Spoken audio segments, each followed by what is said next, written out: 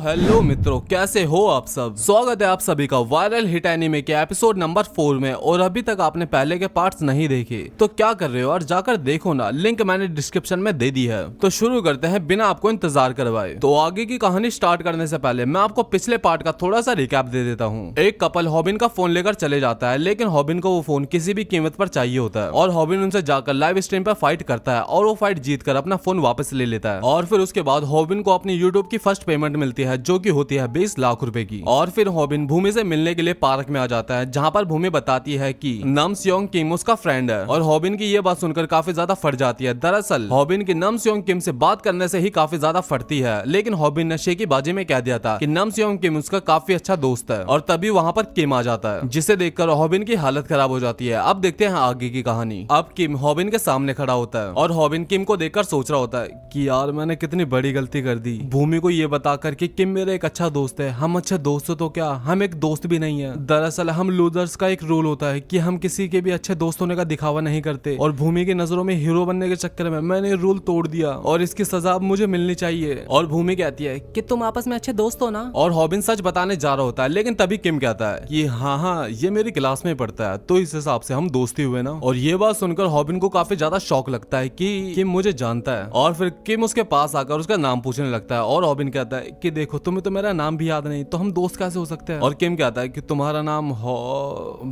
क्या नाम, मेरा नाम हॉबिन है। हाँ तुम एक यूट्यूबर हो ना। हाँ। और फिर किम कहता है कि देखो हमने सेम जैकेट पहन रखी है। हॉबिन को ये सारी बातें सुनकर काफी अजीब लग रहा होता है, लेकिन हॉबिन हाल फिलहाल के लिए खुश हो जाता है। और फिर वो तीनों पार्क में घूमने के लिए निकल जाते हैं। और हॉबिन कहता है कि देखिए और बताइए कि लड़की हम दोनों में से किसके साथ अच्छी लग रही है। यार ये तो एक बच्चा भी बता देगा कि भूमि किम के साथ काफी ज्यादा अच्छी लग रही है, और मैं तो खाली कबाब में चड्डी बन रहा हूँ यहाँ पर। और हॉबिन को ऐसे किसी के बीच में चड्डी बनना पसंद नहीं आता। और हॉबिन उन दोनों से कहता है कि अच्छा ठीक है मैं यहाँ से चलता हूँ, मेरे पैर के अंगूठे का नाखून काफी दर्द कर रहा है, अगर मैं यहाँ पे थोड़ी देर और रुका तो मैं यहाँ शर्म से मर जाऊंगा। अरे यार कितना जोर के दर्द हो रहा है, जल्दी यहाँ से जाना चाहिए। लेकिन हम देखते हैं भूमि को हॉबिन को जाता हुआ देखकर सच में काफी ज्यादा बुरा लग रहा होता है। और हम देखते हैं कि स्नाइपर भी अपनी साइड में लाइव स्ट्रीम कर रहा होता है। बेवकूफ हॉबिन। और स्नाइपर हॉबिन को पकड़ के कहता है अबे साले अगर तू ऐसा करेगा तो तेरे से कोई लड़की नहीं पटने वाली। और हॉबिन कहता है अबे साले तेरे को क्या पता कि मेरे ऊपर क्या बीत रही थी, कहाँ वो लंबा चौड़ा गोरा चिट्टा इंसान और कहाँ मैं भद्दा नाटा सुअर के चमका इंसान। मैं खुद को एक दबा हुआ अंगूठा फील कर रहा था वहाँ पे, तो मैंने वही बोल दिया। भूमि और मेरी जिंदगी में जमीन आसमान का फर्क है, और ये बात तू कभी नहीं समझेगा साले। लेकिन स्नाइपर हीरो की तरह स्टाइल मारते हुए कहता है हॉबिन ये प्यार करना किसी मुकाबले में उतरने जैसा होता है, तुम बस इसलिए हार मान गए क्योंकि तुम्हारा ओपोनेंट तुमसे ज्यादा स्ट्रॉन्ग है। लेकिन अगर मैं वो मुकाबला करूंगा ही नहीं तो मैं मुकाबला हारूंगा भी नहीं। अब साले चुपचाप से मेरी बात सुन ले, खेलने से पहले ही हार मान ली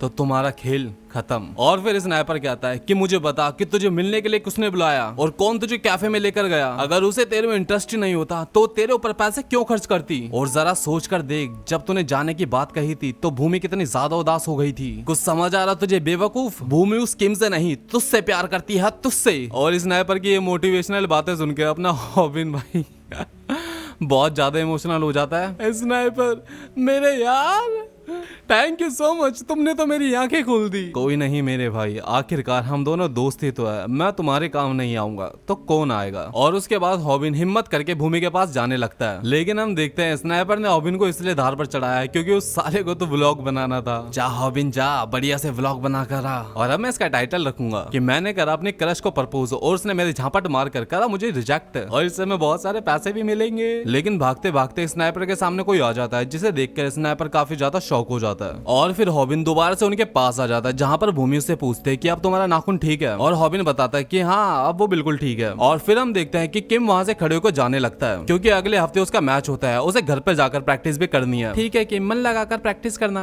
और फिर किम वहाँ से चले जाता है और हॉबिन सोचता है क्या तो ये दोनों आपस में डेट करने नहीं आए थे, मतलब मैं खामा ही गलत सोच रहा था। और हॉबिन किम से कहता है कि मिलते हैं किम। और किम उससे कहता है कि हॉबिन तुम एक काफी अच्छे फाइटर हो, मैंने तुम्हारी वीडियोस देखी थी थी, तुमने आगे बढ़कर वो पंच खाया जिससे कि तुम्हें कम दर्द हो। और फिर किम कहता है कि तुमने अगला मूव जानबूझकर नहीं लिया ना। और हॉबिन सोचता है कि अगला मूव मतलब क्या है, और हॉबिन समझ जाता है कि मैं अकेला नहीं हूँ, जो कि सैम डक्स की वीडियो देखता है। और किम वहां से चले जाता है। और फिर उसके बाद भूमि और हॉबिन एक चेयर पर बैठे होते हैं। भूमि उससे पूछती है कि क्या कोई बात है जो तुम कहने के लिए वापस आ गए। और हॉबिन पूछता है कि हाँ, मैं वो पूछना चाहता था कि तुम्हें कैसे लड़के पसंद है। और भूमि बताती है कि मुझे ईमानदार लड़के पसंद है जो कि सच बोल दे। और भूमि की यह बात सुनकर हॉबिन सोचता है कि इसे ईमानदार लड़के पसंद है तो क्यों ना मैं ईमानदारी से इसे अपने दिल की बात बता दूं। और हॉबिन कहता है कि तुम जानती हो कि मुझे कैसी लड़कियां पसंद है, मुझे पसंद है। लेकिन उससे पहले और वो स्नाइपर को झाड़ियों में से निकालता है जो कि लाइव स्ट्रीम कर रहा होता है। मुझे पता ही था ये साला यहीं छुप कर बैठा होगा। और फिर उसके बाद हॉबिन उसका चारा देखता है। स्नाइपर, ये तुम्हारे चारे को क्या हो गया। और फिर हॉबिन अपने पीछे मुड़कर देखते हैं जहाँ पर पैगो अपने कुछ बंदों के साथ खड़ा होता है। स्नाइपर, तुमने बहुत अच्छा काम किया है दोस्त। अगर तुम लाइव स्ट्रीम नहीं कर रहे होते तो मुझे पता नहीं चलता कि ये साला कहाँ पर बैठा हुआ है। मैंने तुमसे कहा था ना कि मैं तुमसे अपना बदला लेकर रहूंगा। और हॉबिन खड़ा होकर भूमि को वहाँ से जाने के लिए कहता है कि भूमि तुम यहाँ से चले जाओ। लेकिन उससे पहले ही पैगो उसे पकड़ लेता है। मैं इसे यहाँ से कैसे जाने दूंगा, जब मैंने इससे इसका नंबर मांगा था तब तो इसने दिया नहीं। अब ये एक लूजर के साथ यहाँ पर बैठी हुई है। और उस समय हॉबिन सैमडक की बातों को याद कर रहा होता है जहाँ पर सैमडक बताता है कि शांत रहो, जब तुम्हारा अपोनेंट सबसे ज्यादा गुस्से में हो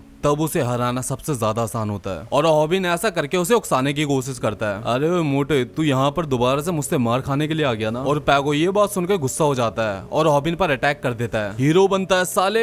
और पैगो जैसे उसे पंच मारने वाला होता है वो अपना सर आगे करता है, लेकिन पैगो अपना मूव चेंज करके नीचे से पंच मार देता है। तुझे क्या लगता है कि एक ही चीज बार बार काम करेगी? मैंने भी तेरी वो लाइव स्ट्रीम देखी थी। और सैमडक कह रहा होता है कि एक बेवकूफ एक पैतरे को ही बार बार इस्तेमाल करता है क्योंकि उस पैतरे ने पहली बार भी काम करा था। लेकिन हॉबिन को सच में काफी ज्यादा दर्द हो रहा होता है और वो सोच रहा होता है कि अब मैं क्या करूं, मुझे सैमडक्स की बाकी की वीडियोस भी देखनी चाहिए थी। और फिर पैगो हॉबिन को काफी ज्यादा मारता है और उसका पूरा चेहरा सुझा देता है। और हॉबिन कह रहा होता है प्लीज भूमि को छोड़ दो, इन सब में उसकी कोई गलती नहीं है। और भूमि भी खुद को छुड़ाने के लिए चिल्ला रही होती है, लेकिन वही पैगो हॉबिन को बहुत बुरी तरीके से मार रहा होता है भूमि के सामने। और हॉबिन सोच रहा होता है कि मैं कभी ऐसा नहीं चाहता था कि भूमि मुझे ऐसा देखे। मैं कभी भूमि को नहीं जताना चाहता था कि मैं एक नकारा, निकम्मा और लूजर इंसान हूँ, लेकिन आज भूमि को सब कुछ पता चल जाएगा। और वहीं दूसरी तरफ वो येलो जैकेट वाली लड़की भी हॉबिन की यह हालत देख रही होती है। और फिर पैगो कहता है कि बेटा हॉबिन, तू भूल गया कि जब गलती करते हैं तब क्या करना होता है। और हॉबिन सर झुकाकर अपनी माफी मांगता है, प्लीज मुझे माफ कर दो। और हॉबिन जिस लड़की से प्यार करता है उसी के सामने सर झुकाकर पैगो से माफी मांगने लगता है। और फिर पैगो कहता है कि नहीं यार, इसके अंदर मजे नहीं आ रहा,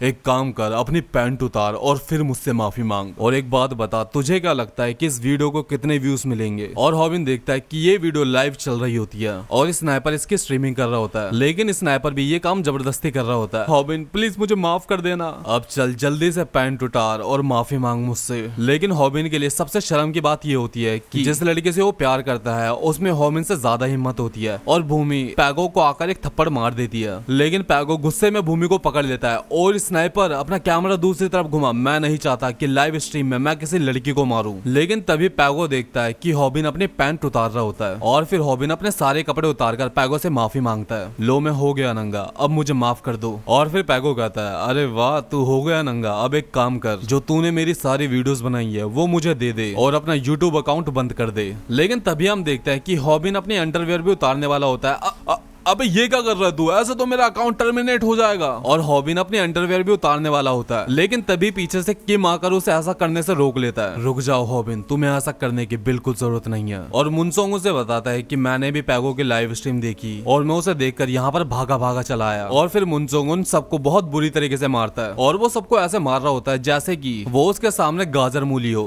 अरे नहीं, मुझे माफ कर दो, मैंने इस लड़की को कुछ नहीं करा। और मुनसोंग एक ही मुक्के में पैगो को जमीन में घुसा देता है। और फिर मुनसोंग भूमि के पास जाता है। तुम ठीक तो हो ना भूमि? हाँ मैं ठीक हूँ, लेकिन हॉबिन ठीक नहीं है। और फिर मुनसोंग भूमि को लेकर वहाँ से चले जाता है और भूमि भी मुनसोंग के साथ ही चली जाती है। लेकिन भूमि को जाते जाते भी मुनसोंग की काफी ज्यादा केयर हो रही होती है, मतलब चिंता हो रही होती है यार, चिंता। लेकिन हॉबिन को ये सब देखकर खुद पर काफी ज्यादा शर्म आ रही थी। और फिर हम देखते हैं कि वो येलो जैकेट वाली लड़की भी हॉबिन की यह हालत देखकर रो रही होती है। और उसके बाद हॉबिन काफी ज्यादा डिप्रेस हो जाता है और अपनी पुरानी बातों को याद करने लगता है कि मैं पहले कितना ज्यादा खुश रहा करता था, लेकिन मुझे याद नहीं है मैं इतना ज्यादा दुखी कब था, जब मैं पैदा हुआ या जब मेरे पापा मुझे छोड़ कर गए। पहले पैगो मुझे काफी ज्यादा मारता था और मुझे स्कूल से नफरत हो गई थी। मैं कभी भी स्कूल नहीं जाना चाहता था। मैं आज तक ये बात समझ नहीं पाया था कि वो मुझे स्कूल में क्यों मार रहा था, और मैं समझ भी कैसे पाता क्योंकि उसका कोई रीजन भी नहीं था। और फिर उसके बाद मुझे लोगों की आंखों में देखने से भी डर लगने लगा। मैं उनसे कभी भी नजरें नहीं मिला पाता था और ना ही मैं किसी से बात कर पाता था। मेरी जबान ऐसे अटक गई जैसे कि उस पर ताला लग गया हो। और फिर स्नाइपर हॉबिन के पास आता है, लेकिन हॉबिन फूट फूट कर रो रहा होता है क्योंकि हॉबिन अंदर से पूरी तरीके से टूट चुका था। और फिर उसके बाद हमें स्कूल का सीन दिखाया जाता है जहाँ पर पैगो दोबारा से अपनी लाइव स्ट्रीम कर रहा होता है। क्या बे लूजर, क्यों मुझे ऐसे गालियां दे रहे हो? मुझे घंटा तुम्हारी जरूरत नहीं, मुझे खाली अपने वही सब्सक्राइबर चाहिए जो कि मुझे सपोर्ट करते हो। और फिर पैगो हॉबिन के जगह स्नाइपर को अपना मॉडल बनाकर अपने सब्सक्राइबर्स को दिखाने लगता है। और स्नाइपर सोच रहा होता है कि हॉबिन मेरे यार कहाँ पर है तू? कितने दिन हो गए तू स्कूल भी नहीं आया, मैं तुझसे माफी मांगना चाहता हूँ। और फिर हम देखते हैं कि भूमि भी हॉबिन को कई बार कॉल करती है, लेकिन हॉबिन उसका फोन नहीं उठाता। और फिर हमें हॉबिन के घर का सीन दिखाया जाता है जहाँ पर हॉबिन सैमडक की वीडियो देख रहा होता है और सैमडक सिखा रहा होता है कि एक आम आदमी को फाइटिंग में कैसे हराए। और फिर हमें दिखाया जाता है कि हॉबिन जी जान लगाकर अपना वर्कआउट कर रहा होता है और हॉबिन खुद को बदलने का डिसाइड करता है। और वहीं सैमडक बता रहा होता है कि आपको क्या लगता है कि आपको खुद को बदलने के लिए किन चीजों की जरूरत होती है? ढेर सारी यूट्यूब वीडियोस की या फिर ढेर सारी किताबों की? नहीं, इन सब में से कुछ नहीं। आपको खुद को बदलने के लिए सबसे ज्यादा जरूरी होता है आपके अंदर की आग। और हम देखते हैं कि हॉबिन की बहुत बुरी तरीके से हालत खराब हो रही होती है, लेकिन फिर भी हॉबिन वर्कआउट करना बंद नहीं करता। तो गाइस, यही थी आज की वीडियो। आई होप आपको वीडियो पसंद आई होगी। तो इस वीडियो का टारगेट रखते हैं 5 कमेंट्स। हाँ, मैं जानता हूँ कि थोड़ा सा बड़ा टारगेट है, लेकिन मुझे यकीन है कि आप इसे पूरा कर दोगे। तो मिलते हैं कल की नेक्स्ट वीडियो में।